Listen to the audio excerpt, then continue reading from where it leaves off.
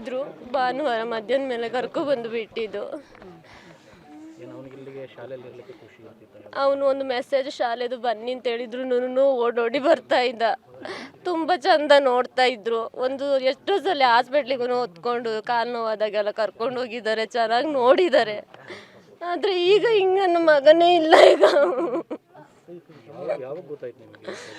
ನಮಗಿವತ್ತು ಸ್ಟೇಷನಿಗೆ ಬನ್ನಿ ಅಂತ police phone ಮಾಡಿದ್ದಾಗಲೇ ಗೊತ್ತು. ನಮಗೆ ಹೀಗಾಗಿದೆ ಅಂತ ಗೊತ್ತಿಲ್ಲ. ಮಗಳೂ ಇಲ್ಲ ಇರೋದು. ಮಗಳನ್ನ ಸೇರ್ಸೋಕ್ಕೆ ಅಂತ ಬಂದಿದ್ದು ನಾವು.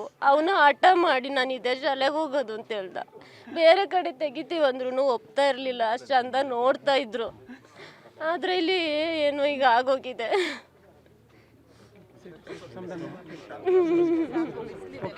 ಕೇಳಿದ್ರು ಭಾನುವಾರ ಮಧ್ಯಾಹ್ನ ಮೇಲೆ ಕರ್ಕೊಬಂದು ಬಿಟ್ಟಿದ್ದು. ಅವನು ಒಂದು ಮೆಸೇಜ್ ಶಾಲೆದು ಬನ್ನಿ ಅಂತ ಹೇಳಿದ್ರು ಓಡೋಡಿ ಬರ್ತಾ ಇದ್ದ. ತುಂಬ ಚಂದ ನೋಡ್ತಾ ಇದ್ರು. ಒಂದು ಎಷ್ಟೋ ಸಲ ಹಾಸ್ಪಿಟ್ಲಿಗೂ ಹೊತ್ಕೊಂಡು ಕಾಲು ನೋವಾದಾಗೆಲ್ಲ ಕರ್ಕೊಂಡು ಹೋಗಿದ್ದಾರೆ, ಚೆನ್ನಾಗಿ ನೋಡಿದ್ದಾರೆ. ಆದರೆ ಈಗ ಹಿಂಗೆ ನನ್ನ ಮಗನೇ ಇಲ್ಲ. ಈಗ ನಮಗಿವತ್ತು ಸ್ಟೇಷನಿಗೆ ಬನ್ನಿ ಅಂತ ಪೊಲೀಸ್ ಫೋನ್ ಮಾಡಿದ್ದಾಗಲೇ ಗೊತ್ತು. ನಮಗೆ ಹೀಗಾಗಿದೆ ಅಂತ ಗೊತ್ತಿಲ್ಲ. ಮಗಳೂ ಇಲ್ಲ ಇರೋದು. ಮಗಳನ್ನ ಸೇರ್ಸೋಕ್ಕೆ ಅಂತ ಬಂದಿದ್ದು ನಾವು. ಅವನು ಹಠ ಮಾಡಿ ನಾನು ಇದೇ ಶಾಲೆಗೆ ಹೋಗೋದು ಅಂತ ಹೇಳ್ದ. ಬೇರೆ ಕಡೆ ತೆಗಿತೀವಿ ಅಂದ್ರೂ ಒಪ್ತಾ ಇರಲಿಲ್ಲ. ಅಷ್ಟು ಚಂದ ನೋಡ್ತಾ ಇದ್ರು. ಆದರೆ ಇಲ್ಲಿ ಏನೋ ಈಗ ಆಗೋಗಿದೆ.